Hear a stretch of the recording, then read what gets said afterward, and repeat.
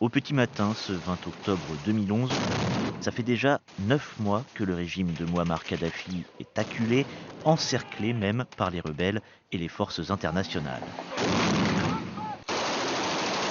Ce 20 octobre, dans la nuit, Kadhafi décide de quitter Sirte, devenue trop dangereuse, mais son convoi est la cible dans la journée des avions de l'OTAN.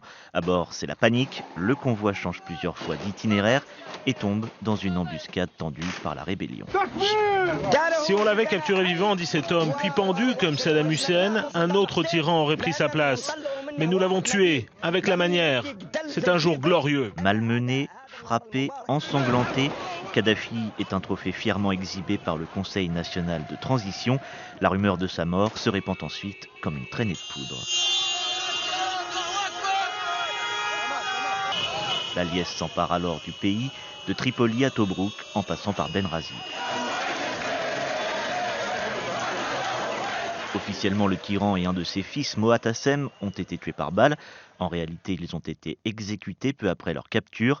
Qu'importe, la mort de Kadhafi est saluée à l'international, notamment en France. On ne doit jamais se réjouir de la mort d'un homme, quel que soit ce qu'il ait fait. Et la menace que faisait peser Kadhafi et le groupe de mercenaires qui étaient avec lui était une menace réelle sur l'avenir. Nicolas Sarkozy qui sera ensuite rattrapé par ses liens supposés douteux avec le guide libyen. Maintenant, c'est aux Libyens de tourner la page des années terribles de M. Kadhafi et de construire cet avenir pour chacun.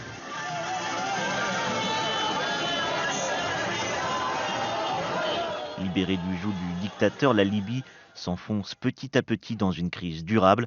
Pardon, transition, réconciliation, ambition, des mots au cœur, des mots libyens. On a vraiment le sentiment qu'une page se tourne. Cela dit, on n'est pas sorti de l'auberge parce que encore faut-il trouver une sorte de coalition acceptable. Des problèmes profonds, difficiles à résoudre, comme le prévoyait déjà sur Médien, au lendemain de la mort de Kadhafi, l'avocat et écrivain Alexandre Najjar. Il faut faire attention aussi aux revanches, aux vengeances, aux règlements de compte. Surtout que le peuple libyen n'a pas fait l'apprentissage de la démocratie puisque depuis 42 ans, il vit sous une dictature. Il y a toute une phase maintenant de mise en place de la constitution, d'élections législatives, présidentielles. Il y aura aussi les convoitises des uns et des autres pour grignoter des richesses économiques du pays. Donc je pense que tout commence maintenant. Également sur notre antenne à l'époque, le politologue Abou Diab va plus loin. Le fait que ce Conseil national transitoire n'a pas réussi à former un gouvernement après la libération de Tripoli n'est pas de bon augure. Je pense entre islamistes libéraux et autres,